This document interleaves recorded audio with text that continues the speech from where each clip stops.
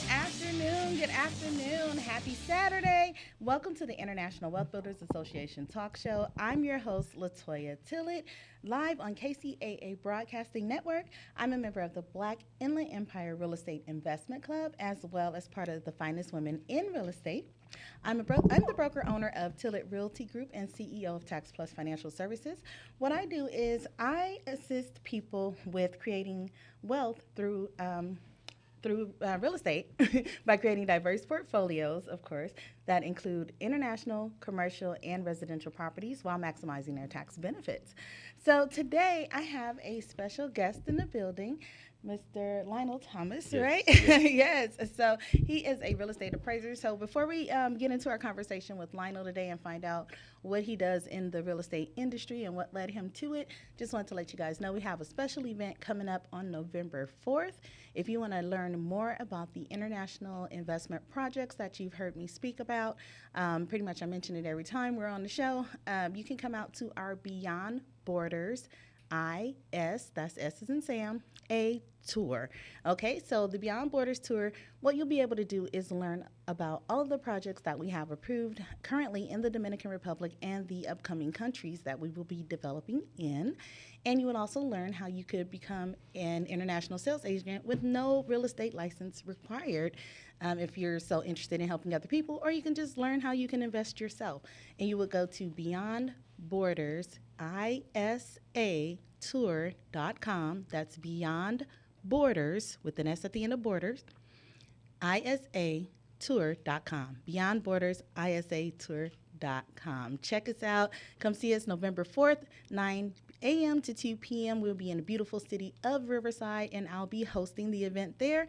And we look forward to seeing anyone who's interested in coming out. All right.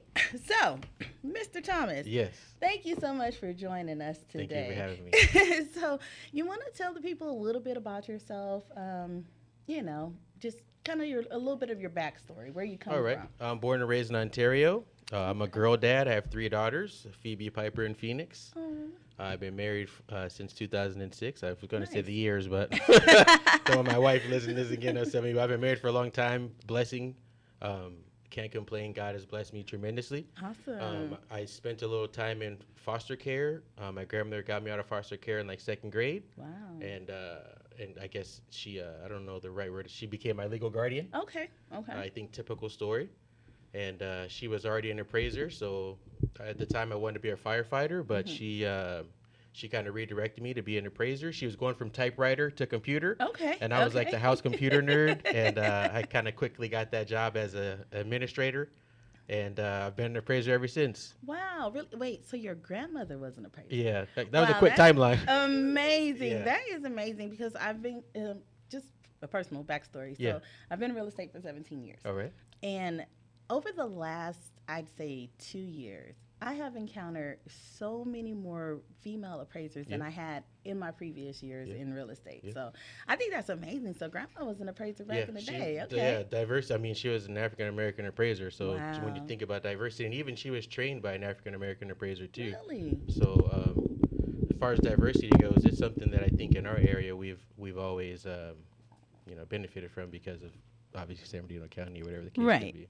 Right. Okay. But that's awesome. I That's graduated high school in really 2000. Went to Ontario High School. cool. Okay. Um, You're after me. what high school did you go to? I went to Linwood High. In Los Angeles. Yes. So Okay. I'm not originally from the area. So Okay. I've just been in Inland Empire since about 2006. Well, my family moved from Kansas City, Missouri to Compton, Oh, which I think wow. is right next to Linwood. It is. And then my grandmother moved to Ontario. Oh, So I okay, still have okay. cousins who live in Compton, a lot of aunts and Oh, family, cool. even though I'm like a nerdy Inland Empire kid. That's okay. I feel like my roots are in LA, if that Right. makes sense. Same here. Same here. I still have tons of family in LA, Yep. Long Beach. I don't know if anybody's still in Linwood at this point because I moved my mom from there too, out to Redlands. So The last time I did an appraisal in Linwood, I did that appraisal and went to see my aunt. Really? My aunt Freddie is her name. Oh, that's so Yeah. cool. That's amazing. It's Yeah. always nice when we can kind of go back to the roots and, Yeah. to the homeland. I just don't like the traffic. Yeah, that's a whole another issue. And the parking, I think, is even a bigger problem. Yeah, parking is always an issue. Okay, so now we know how you became an appraiser. Yep. So, I'm thinking like, okay, so you got into appraisal. Do you have a real estate license too? Do you I do. any real Yeah, estate? I've Okay. been a realtor since 2016. Okay. I've been an appraiser since I got my license in 2006, but really I've been doing it since high school. Okay. And Gotcha. after being an appraiser for so long, I was meeting realtors, and I was like, hey, it looks like they have a good lifestyle, and I wanted to kind of join in or whatever the case is, and so I do have both licenses now. Oh, okay. Awesome. And I have and I only know of 2 African Americans in the country who have what's called an appraisal management company license. So Really? we get it's kind of like being an appraisal broker. Oh, And we have a license. Interesting. I have it in California, Texas, and Tennessee, but I want to go nationwide if God blesses me with that opportunity. That's And awesome. we get to take requests from lenders or banks or credit unions and distribute them to appraisers. Really? And we kind of handle the quality control and the So okay, now you got me thinking. yeah, it's been a new challenge and it's been a blessing, and I'm just happy to have the opportunity ultimately. That is amazing, and that's really awesome. So, really quick, I know we keep throwing out the term appraiser. Some Yes. people know what it is, some don't. Can you Okay. tell people what an appraisal is? An appraiser is a human being who gets a license from the state to value properties. Okay. In California, there's 3 levels of appraiser: a trainee appraiser, a licensed appraiser, a certified residential appraiser, and a certified general appraiser. Okay. And every appraiser has their restrictions of what they can do. Like a certified general appraiser can pretty much do anything. A certified residential appraiser can do residential properties of any value, 1 to 4 units. Okay. And then a licensed appraiser has the restriction of only doing non-complex residential properties below $1 million. Wow. And then a trainee has to work under a certified appraiser. I didn't know that. Yeah. I didn't know there were levels boom, to education. I didn't know. Right. You learn something new. That's why Uh-huh. I'm like, always bring a little pen and pad because you never know what you might learn Yeah. when we're talking with our guests and everything on the radio show. Yeah. So, And I have trained an appraiser. Her Really? name is Gia. okay. And at the time, because I'm a minority, I feel like the minorities are comfortable working with Right. me. So I've been able to. I'm training another appraiser right now. Not to say minority 100 trillion times, That's but okay.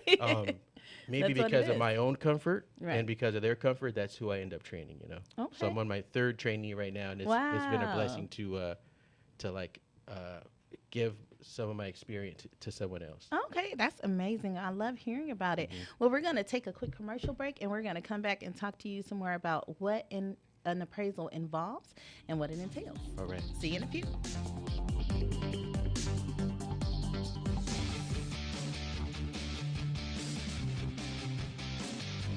FireUp Connect is the most innovative business networking group, supporting and collaborating with a dozen of small businesses that are interested in building and establishing strong business connections, hosting educational live seminars while carrying out business and community-driven projects, as well as marketing programs as a part of its membership program. FireUp Connect also offers virtual assistance with a wide range of services including inbound customer support, chat support, appointment setting and email management, graphic designing, video editing, web design and development, social media marketing, e-commerce solution, content writing and much more. For more information, head on over to www.fireupconnect.com. FireUp Connect, helping success stories unfold every day.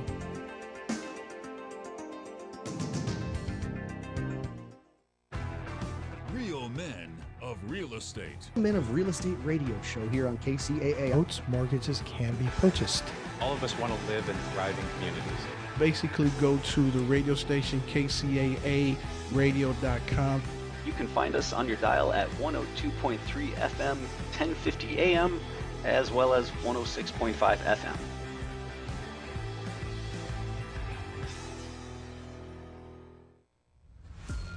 This is Steve Matley. Join me every Thursday at 3 p.m. right here on KCAA for Building Solid Foundations radio talk show. I spent decades as a professional construction manager, business owner, real estate developer, and a college educator, and I enjoy learning new things from other people. We talk a lot about real estate, business, and finance, but we cover a diverse range of other topics as well. Some of the topics we've discussed in the past few months include real estate investing, leadership, higher education, ADUs, marketing using technology, multifamily rental properties, business strategy, entrepreneurship. You never know who may show up or what they may talk about. So join us right here on KCAA for Building Solid Foundations Radio. Choose power today and help us create a cleaner planet. Over the past years, utility prices have rapidly increased, Power provides home energy solutions that would save money. Power is the world's first virtual solar company that aims to adopt sustainable energy worldwide. Our company delivers low-cost, clean, and reliable energy solutions. The solar investment allows you to become eligible for an income tax credit. The solar investment is a great way to provide long-term value. Power is the first solar company that reduces carbon footprint for a cleaner environment. Power is experienced and one of the fastest growing solar companies in the United States, which provide the best solutions according to your needs. Call today for your free solar consultation. Join us as one of our ambassadors and earn $1,000. Earn $1,000 when the installation is completed. Free sign up at www.power.com/marie.waite/ambassador. Feel good about what powers your life. Marie Waite, your solar consultant. 951-378-5316. Enjoy your life with solar.com.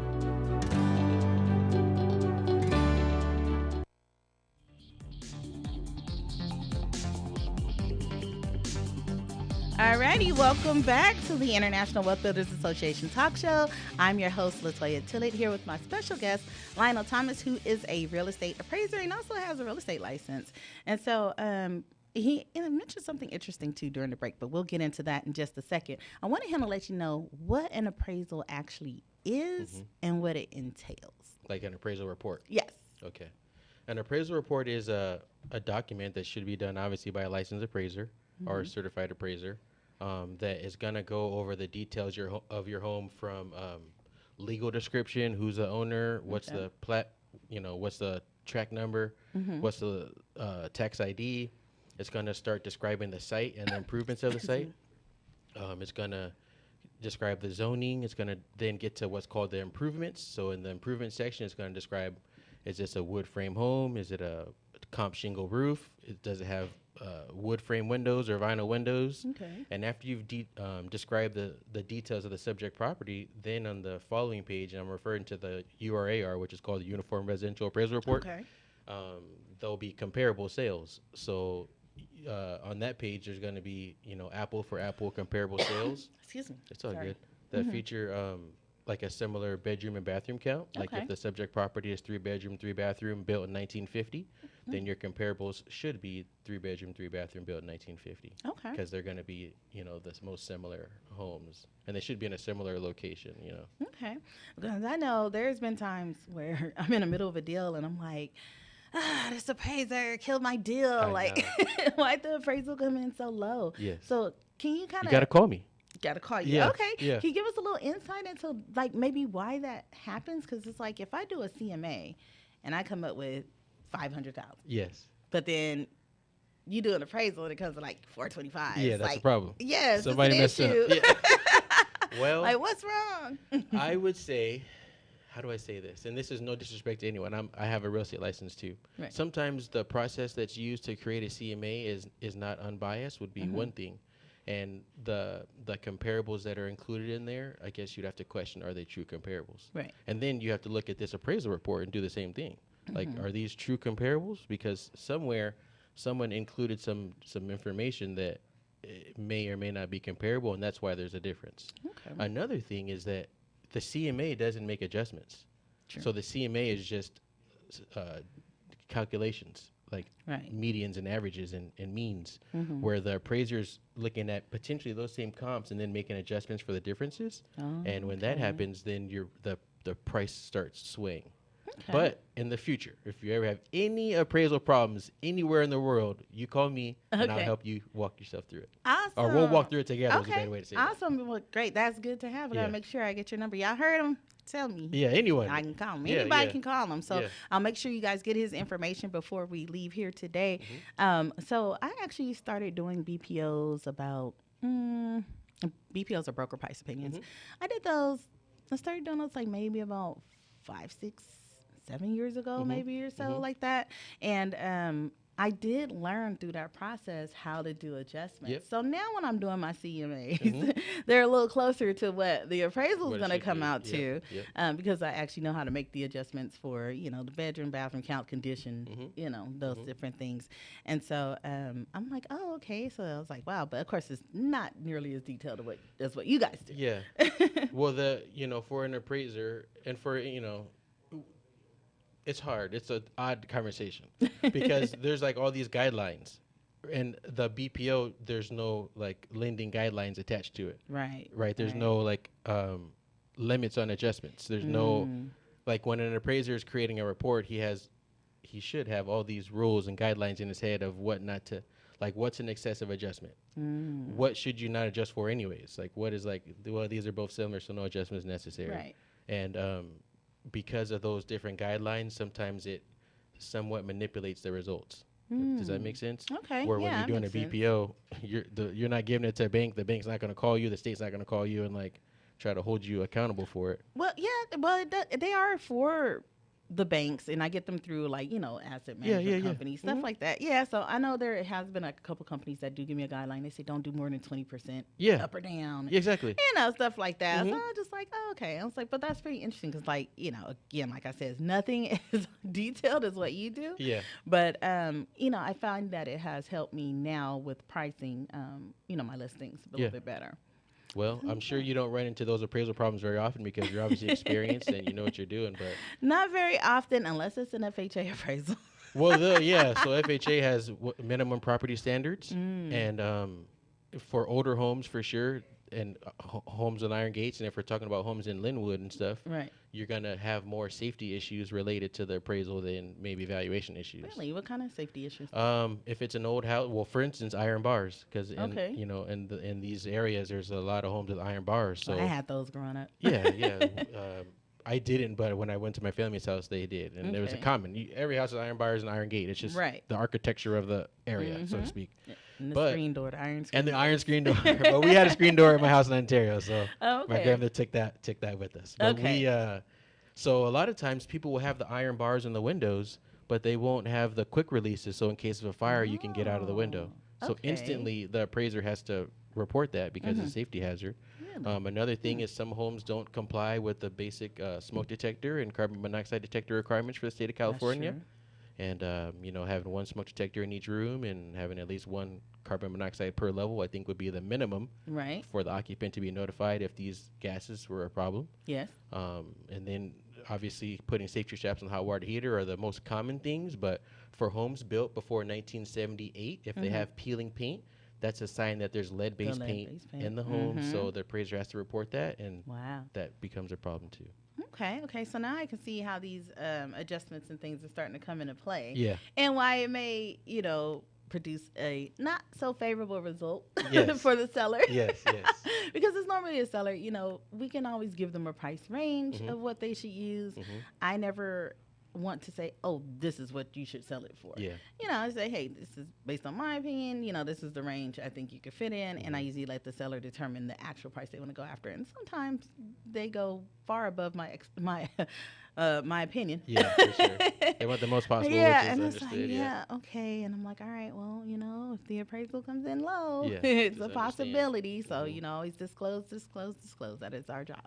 Yeah, it's, how do I say, one thing that I do for families, I'll do a private appraisal for them before they list the properties. Oh, cool. And some realtors call me for that service too. Oh, okay. So it's kind of like That's good to know. like helping them prepare. For instance, if we know that there's I can on my appraisals I can include stats of the most common lending type for that particular asset. Really? So on my appraisal, I say, there was 40 FHA finance loans, there was 20 conventional finance loans, and there was 5 cash loans. That's really detailed. Yeah. So then, as a reader, you know that FHA buyers are very prevalent in this market. Right. So you want to prepare for an FHA. You could prepare for an FHA finance buyer, and it kind of gives a little more preparation before that next appraiser comes in the door. Okay, that's good to know. That's good news. And so, you got your real estate license after you've been an appraiser almost your whole life. Yeah, I'm still an appraiser fully. You're still an appraiser fully. How do you like the realtor side of it? Well, to be positive. Hey, I like to keep it real on myself. Yeah, if you want to keep it real, I have a hard time because as an appraiser, you do work and you generally earn income for that time that you do work. Right. Sometimes as a realtor, you are working with a client for a very long time, helping them, advising them, giving them your all. Yep. And I feel almost irresponsible sometimes because if I'm making an appraisal client wait while I'm over here working on something that may not even lead to me providing for my family, right, if it feels wrong. So I guess that kind of paints a picture of sometimes it's hard for me to work as a realtor because when I'm trying to qualify my client and they seem like they're kind of on the fence, I'm kind of like, well, like, let's just, like, if you don't want to do it, I'm not trying to push you into it. Right. But if you do want to do it, I'll help you right now. You know, that's Exactly. kind of like my mindset. Okay. So I like working as a realtor. I've been able to provide for my family, go on vacations, Okay. put meals on the table and all that good stuff. So Awesome. it's a blessing and an amazing opportunity. Okay. But sometimes it's hard for me to manage my time trying to do both. Right. I can see that. Is that a good way to put it? Yeah, I that's can totally real. see That's that. the real as it comes. That's the real story. Because, like, I tell people all the time, I'm like, there's some times where, it looks like a glamorous lifestyle that realtors have sometimes. It's work. It is work. It is hard work. No matter what you see out there, there is a lot of work that goes into being a realtor. You become counselors. It's a social work. Yes. But you're not a social worker. You're not a social worker. And you're not a therapist. Yeah. But you become a therapist. Yeah. Sometimes you become a friend. Sometimes you become an enemy. Yeah. It just really depends on who you're dealing with Yep. and what the situation is. So you really got to know and have a love for helping people. Yes. When you're working as a realtor sometimes. And, there's sometimes, like you say, you work with people for a really long time and then nothing comes of it. And now you're trying to get that next deal. It just all depends. But, like I tell people all the time, I'm like, there's been times where, I just had a deal that just closed in August Whoop, whoop. that I've been waiting for since July of last year. It was a commercial deal. So I specialize in commercial real estate. All right. So I need to learn from you then. Yeah, I'm in the right place. Right. Uh-huh. So, with the commercial deals, sometimes they can take longer. They can be 6 months or a year, as in this case, or actually it was like a year. And it actually turned out to be about 13 months. Wow. That In we were escrow? in escrow. Yeah. Wow. Before we closed, we opened escrow July 25th, I believe it was, last year, and we closed August 22nd. But that's cool. Whatever it takes. It's work, right? Whatever it takes. It took a whole lot. And, luckily we didn't have any appraisal issues. Okay. So that was pretty cool. So do you do any commercial appraisals? Yeah. Through our AMC, we have commercial appraisers too. I want to say we have like 56 commercial appraisers signed up with us. Nice. So we sometimes a client or we just got out of the late tax season. Or not out of it. We're kind of in it. Right. But right now with the late taxes, a lot of trusts and families are requesting appraisals, and I'll do the residential ones and then send the commercial ones to a commercial appraiser. Oh, okay. That's pretty cool. That's good to know. Yeah. So let's see. So you're in real estate now for a little bit. You're doing the appraisals pretty much full time, right? Yeah. I try to give the focus there. So typically, how long does it take to do an appraisal? If I went out today, it usually takes me 2 business days to complete the report. Okay. Obviously, if there's some surprises, like I did one yesterday in Riverside, and from what I can tell, he was renting the rooms out, so the doors were all locked, and I wasn't able to do a complete inspection. So I have to. It's not going to be 2 days. I have to go back and finish the job, but I generally get them done in 2 business days. Oh, okay. Yeah. Okay. If I go Wednesday, I'll have it done by Wednesday. If I go Monday, I'll have it done by Wednesday night. Okay. That's pretty cool. Because I'm like, sometimes I look at the report and I go through it. I'm like, gosh, this looks like it took forever to put it together.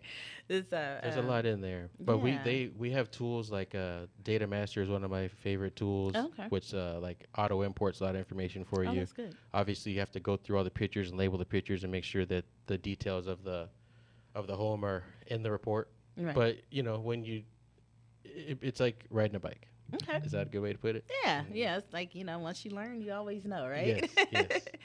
So typically, what's the biggest difference? Because I've always tried to figure this out, but, the way things have changed now is since we're not allowed to really directly speak to the appraisers. You are. Really? You're a realtor. Oh, I can? Yeah. Oh, okay. Well, I know they're like, don't try to influence them. I'm like, I'm not trying to influence anybody on anything. I just want to know, what's the biggest difference between an FHA appraisal and a just regular appraisal? Well, the FHA appraisal includes they have their own FHA minimum property standards, similar to VA. It's kind of like a look-alike program. Okay.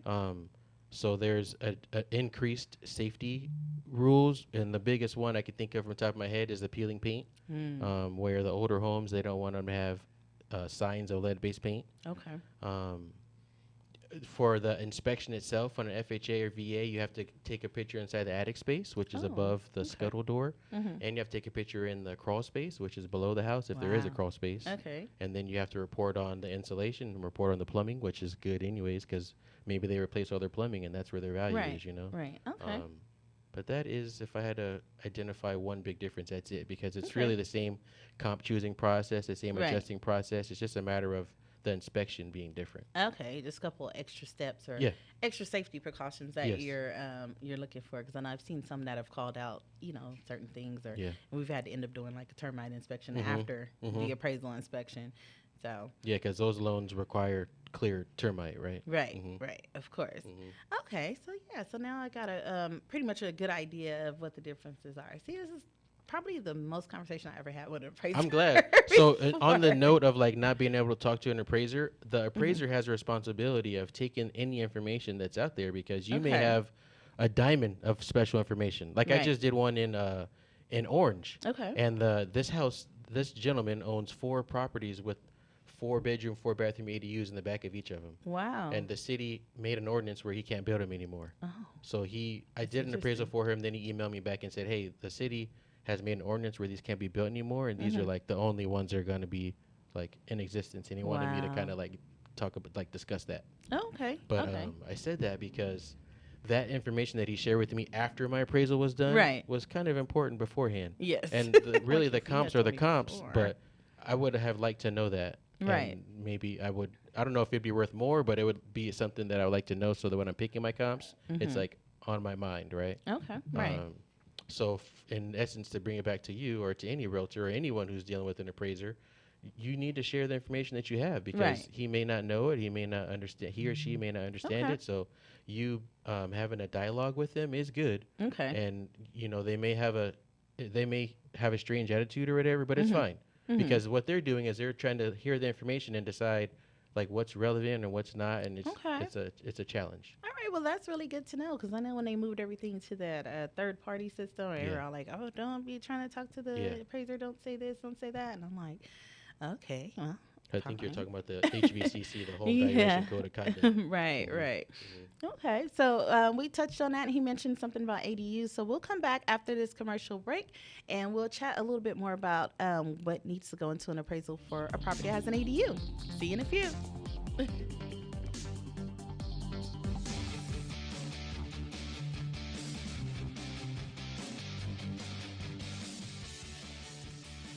Fire Up Connect is the most innovative business networking group, supporting and collaborating with a dozen of small businesses that are interested in building and establishing strong business connections, hosting educational live seminars while carrying out business and community-driven projects, as well as marketing programs as a part of its membership program.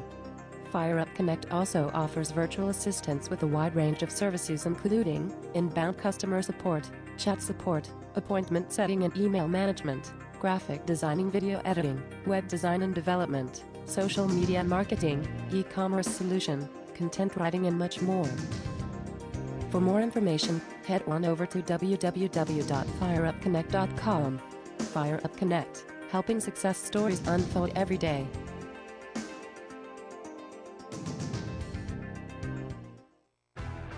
Real men of real estate. Men of Real Estate radio show here on KCAA. Boats, mortgages can be purchased. All of us want to live in thriving communities. Basically, go to the radio station KCAA radio.com. You can find us on your dial at 102.3 FM, 1050 AM, as well as 106.5 FM.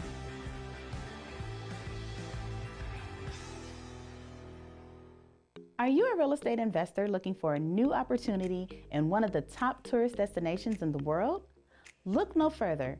Welcome to Punta Cana. Perla Bahia is a private resort-style community in Punta Cana that consists of modern condos, custom villas, and various commercial amenities. So if you're interested in learning more or joining us on one of our monthly investment tours, don't hesitate to contact me today at 909-494-2280.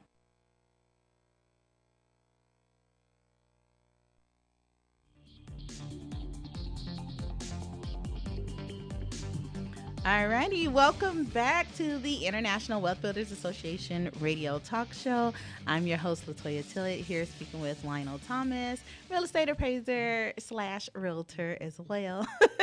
So we've been kind of talking a little bit about some differences in the types of appraisals that he does, or the differences in appraisals that are out there. So he mentioned ADUs before we went to the last segment, and I know that's been a very huge discussion. I actually attended an ADU summit last weekend, which was very interesting, where one of my business partners spoke, Ms. Sharon Barnes, or Dr. Sharon Barnes, sorry, excuse me. So Dr. Sharon Barnes, she shed some light on the new California laws that are out there around ADUs and, putting them on commercial properties as well as commercial properties. So with an ADU, when you come across a property that has an ADU, is there anything different that goes into the valuation of the ADU? Yes. Okay. So how does it work? Because at this point now, it's more than one unit. Yeah. Well, so is it considered like a 2-unit? Or? I will, I should say. The right process that I think should be used is if the home is zoned residential or R1, okay, then you should find other R1 zone properties that have that ADU in the back. Okay. Right? Right. Because generally with R1 properties, they're not going to put a second gas meter. They're going to limit the utilities. So the ADU is going to always be subservient to the house because it just doesn't have its own things. But there's like SB 9 and SB 10, I think are going to address some of these things. Okay. But did that answer the question? I'm sorry. Oh, yeah. Well, yeah, I was just pretty much asking like how you would value a property that has an ADU on it. Yes. And then, so the property you just spoke about, you said had multiple ADUs on it. Well, so it had one ADU with four bedrooms and bathrooms that were kind of like apartment-like, but a common area. And it's just, I think in this case, a brilliant design. Okay. Right? Just a brilliant design, kind of like college dorm feel. Really? Because it's a very small common area, obviously plenty of outdoor space, but each individual room and bathroom and each individual room had its own entry door from the outside. Oh, nice. Yeah. So okay, that's different. I was vastly impressed. I was happy to Right. To see it and kind of witness it and like plant it in my brain so that it's in my future, right? Yeah. So you get your brain thinking of different ways to invest. You know, we're all about international wealth building. You know, you can build wealth here in the States. You can build wealth outside of the States. However you need to do it. But then just having that, that time or that to be able to think outside the box. Out of traditional ways of investing. Because, everybody knows the basics. Okay, you can do fix and flips. You can wholesale or you can buy rental properties. But to be able to take a property and transform it into something that's going to create even more wealth. Use just your with one equity. property. Right. I think that's really an amazing thing that, it gets creative. It's all about being creative as an investor and creating, a diverse portfolio. From what I can understand, and no disrespect to anyone in any city government, but it seems like the cities are some cities are accepting it, some cities are not. Right. And they're kind of like iffy on are they going to let you do it or not? And that's creating a little bit of friction, even though the state of California already gave pretty much the green light to do it. Right, right. But I guess to kind of talk about the process of valuing them, I would look at the zoning. I'd make sure that my comps have the same zoning. Okay. Then I'd look at the ADU and make sure my comps have a similar ADU. But in this 4-bedroom, 4-bathroom ADU, obviously there's no other properties like that. Right. So in his email that he sent me, he was kind of asking me, why didn't I compare his home to the other homes that he owned? And I told him, like, oh, well, these homes aren't for sale or they haven't sold, so they wouldn't be a comparable. Right. That's some people don't know that. So when you're valuing a home, we're looking at homes that have recently sold because those are indicators of the current market value or the current value in the area. Mm-hmm. That's what a comparable sale is or a comparable listing. Yeah, so it makes it comparable. Yeah. You can't compare it to something that arbitrarily just in there. You just haven't done anything, but it's just sitting there hanging out. Yeah. It's like, you can't compare that. And it has to be a recent sale. How recent of a sale do you guys look for when you're doing the appraisals? Well, if it's an ADU, mind you, this is already there's already a very limited amount of sales available. Right. So you're going to go back further, maybe a year or 2 years. You're going to search a wider area, maybe 3 to 5 miles. It depends, whatever you have to do to define the value so that at the end of the day, when you sign that report, you're comfortable with the results. Okay. Because ultimately, that's what it is. Okay, but, that's good to know. I would go back in time and I would search a wider area in order to try to match the subject's features, apples for apples. Okay. And I know, back in the day, people were building, like where I grew up, in my house, we had what we called the back house. Yeah. That's what it was back then. Yeah. It was the back house. Yeah. Because it was in the back. And it was a house. Yeah. And so like a playhouse or a rompers room or whatever. Yeah, rompers room. I know we had that come up before, and it had a shower, full bathroom and everything. It just didn't have a kitchen. It had a closet, big open space. It had a heater? Cool. It had a heater. Okay. That's pretty. And it was area-ish. it was next to the garage. Well, pretty much on the same building structure as attached. Yeah. Okay. Yeah, so it was pretty cool, but you couldn't enter from the garage into there. That's an interesting topic right there because I've heard I helped on a file for a lender client where they got an appraisal back and the homeowner ordered they were trying to do like an addition loan. Okay. And this appraiser, they were upset with what the appraiser valued this ADU as, and when I seen the ADU, it was actually just a room addition, like an attached room. And I thought, like, well, why are they calling it ADU? And when you look at it as a room addition, then you increase the square footage of the living area of that property. You increase the room count, and opposed to saying it's like a 3-bedroom, 2-bathroom with a 1-bedroom, 1-bathroom ADU. If you just say it's a 4-bedroom, 3-bathroom, you have value there. Oh. And that's when I told the lender, and then they ordered a new appraisal. I'm not sure what happened since then, but this the design. Once I seen the architectural design, I realized like you're calling it an ADU, but it's really like a room addition. It's a room addition. Yeah, that's interesting. And then the way that whole was presented to the appraiser, I think led him in that route of valuing as ADU rather than just as a bigger house. But that's a discussion in itself. Right, because I'm wondering why that happened. Now I know there's the junior ADUs that you can do. Those are attached. Similar, yes, they're attached.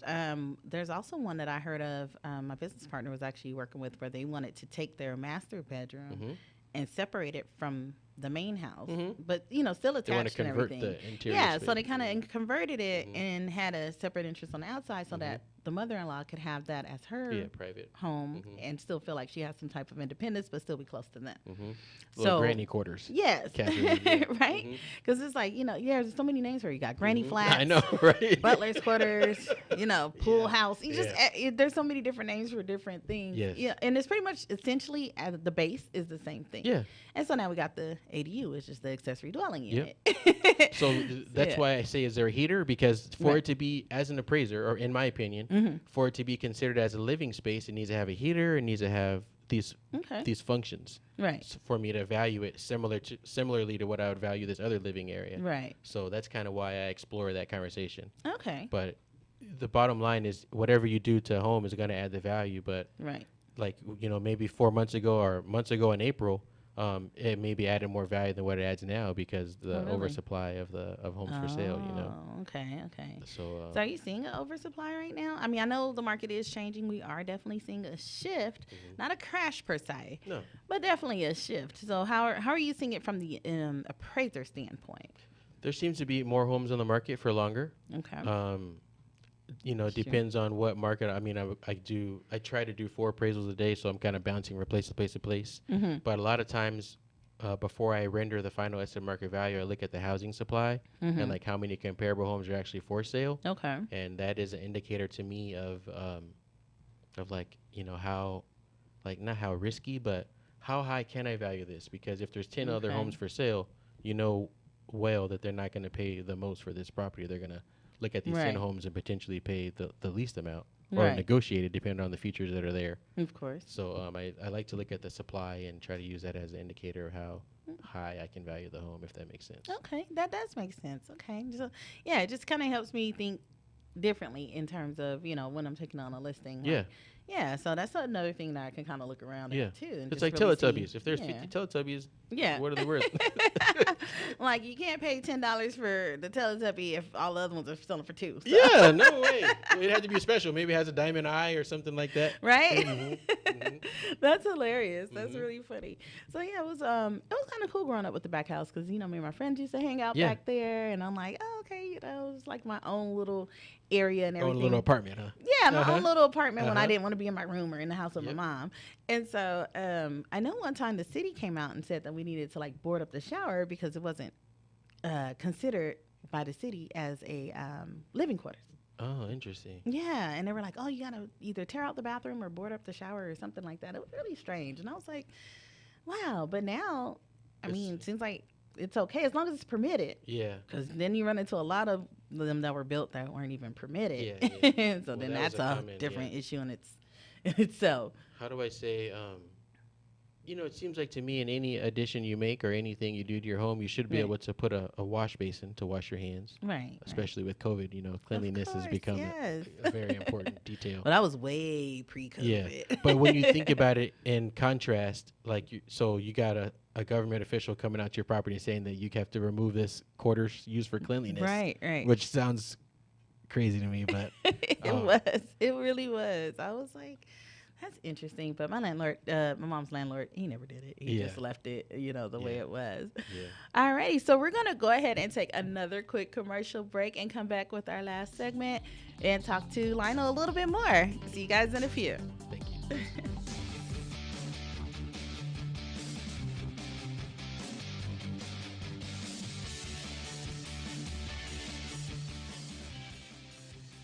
FireUp Connect is the most innovative business networking group, supporting and collaborating with a dozen of small businesses that are interested in building and establishing strong business connections, hosting educational live seminars while carrying out business and community-driven projects, as well as marketing programs as a part of its membership program.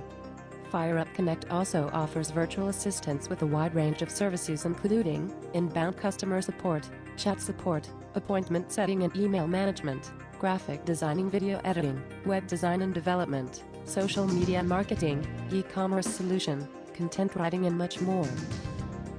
For more information, head on over to www.fireupconnect.com. FireUp Connect, helping success stories unfold every day.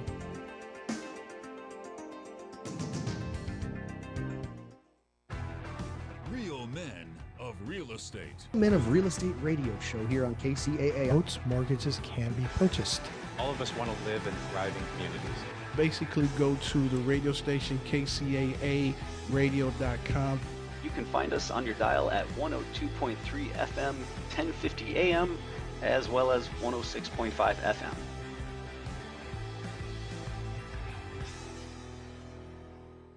Are you a real estate investor looking for a new opportunity in one of the top tourist destinations in the world? Look no further. Welcome to Punta Cana. Perla Bahia is a private resort-style community in Punta Cana that consists of modern condos, custom villas, and various commercial amenities. So if you're interested in learning more or joining us on one of our monthly investment tours, don't hesitate to contact me today at 909-494-2280.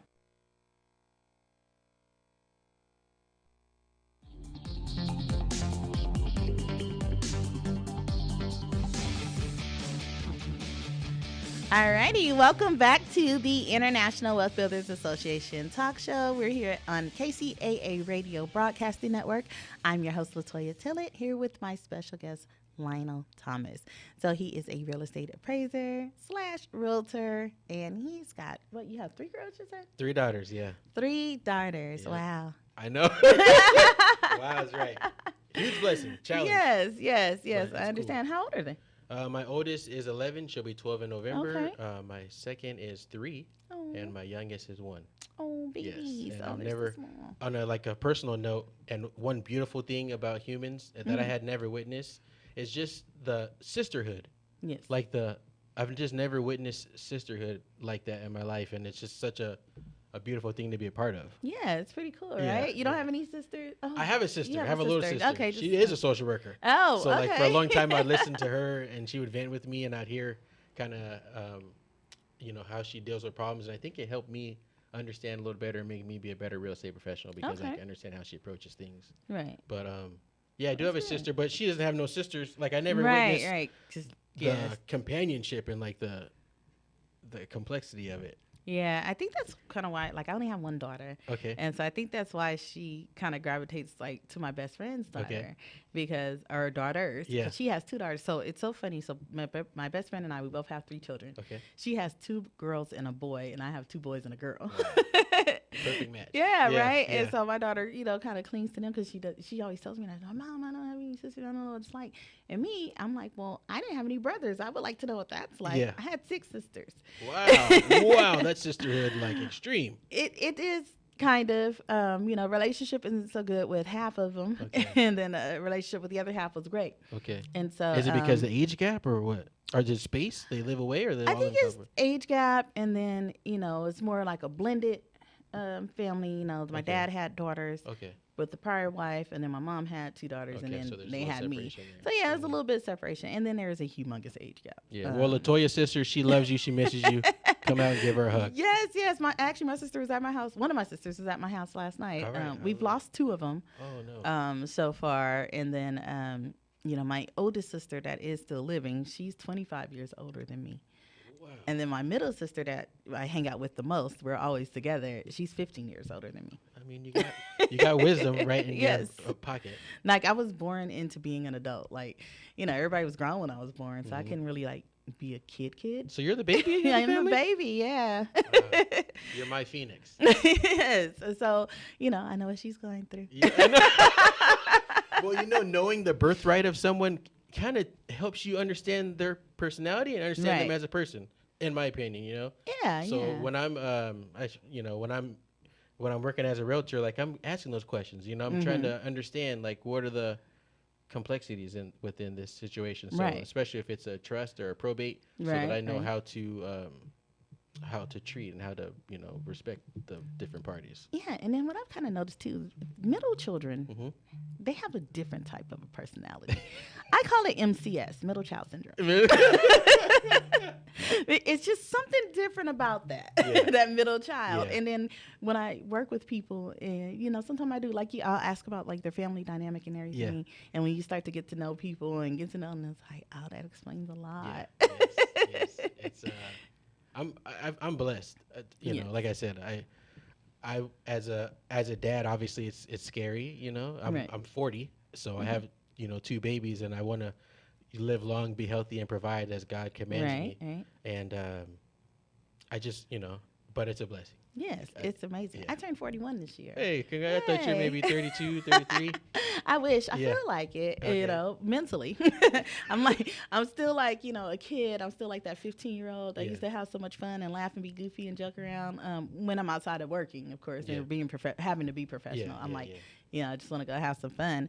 And then, but my body definitely feels all of 41. Considering all your, like, accomplishments in business and in profession, I guess it makes sense that you've been at it for a while. Yeah, definitely been at it for a long time. So you graduated in 99. I did. Graduated in 99. My oldest child is 21. Okay. And so started before me. Yeah, 21. So I got 21, 17, and 13. So, and then the funny thing, I've been telling them, I was like, you guys need to really think about getting into this real estate work with me. Are you listening? Get into it now. Get into it now. And, especially when now we have the international thing going on. So I definitely want to get my kids more involved. I took them to the Dominican Republic with me last month for our Teach at the Beach conference. And, it was like, I want you guys to see what mommy really does, because they kind of use me like their personal ATM. And so I'm like, okay, no. Walk That's with me. That's the new pandemic. Yes. Walk with me. Come with me. See what I do. Like, walk a mile in my shoes. So, now they're kind of understanding a little bit more now that they've gotten older, and they can see what I do. And, they see the times when I'm stressed out or I'm crying because, just some client is just completely irrational. And I'm just like, And so I think they understand a little bit more. And then my oldest expressed to me that he wants to learn real estate investing. So I was super excited for that. And I was like, yes, let's get on the ground running. I'm like, all of y'all are getting involved. I don't care if it's just him that's interested. All of you guys are doing it. I'm of the attitude that I'd rather my daughters get out of high school, Mm-hmm. go and get a job or do real estate and go to college later. Like go to Yeah. college once you've experienced something and decided Wow, like that's what cool. journey you want to take. Because I Right. kind of feel like getting out of school and going right to college may not be the right process. No, okay, that's an that interesting make- opinion, yeah. and that makes a lot of sense. I'm starting to see that more now, especially with the newer generation Yeah. that's coming up. Like my daughter, she told me, she said, "Look, I know Ty was like, I'm going to college. He went away to New York. Yeah. They're actually all graduating in Congratulations. 2023. Uh-huh. So I got college, high school, and middle school graduations coming up in They're all 2023. leveling up. Yes. Mhm. So I'm like, oh my goodness, like this is gonna be a fun year, right? But she already told me, she's like, you don't have to worry about me. I'm not going to college. She wants to go get her nail tech certification, and I'm like, that's way cheaper Yeah. than what your brother She's gonna learn did. business. Yes, and she wants to start her own beauty Yeah. and glam business. So she's more that speed. She's like, Yeah. I want to work. She's I gonna want to get out invest in there real and- estate. Yeah, It's such a- exactly. Yeah, she wants to buy property in Belize and different places. I'm like, okay, great. This is amazing. And so, my oldest son now he wants to get into the real estate investing. Of course, he's an entertainer. Mhm. So I said, hey, you always have to have something in the back. I grew up, thinking I was going to be in entertainment too my whole life. Mhm. It didn't work out that way. So I'm like, you always got to have a backup plan Yes. or have something to support you in case things don't work out the way you want them to, Yes. right? So I think real estate investing is the best way to go with it because you really can't lose too much in real estate. Markets could crash and things could happen like that. And, but at the end of the day, worst case scenario, if you can't sell it for what you need it for, rent it out. Yeah, And exactly. you still make some money Yeah, off of it. yeah. So we're down to our last couple of minutes. So I want you to let everybody know how we can contact you and get in touch, give your information out to the All right. crowd. So, we can reach out and do some of those pre-listing Yeah, appraisals pre-listed or whatever appraisals, we and if need you to have do. appraisal issues after the Yes. case. So my cell phone number direct is 909-510-3353. You can call or text me. No problem. My website is newmanthomas.com, NEWMANTHOMAS.com. And if you are a lender or you want to order like multiple appraisals, our office number is 909-266-0644. And the website for the multiple order is tac-amc.com. And I'm on YouTube. I'm on social media. If you search Okay. Lionel Thomas, you'll come across all my stuff. Okay, awesome. And Lionel also has a podcast that he does as well.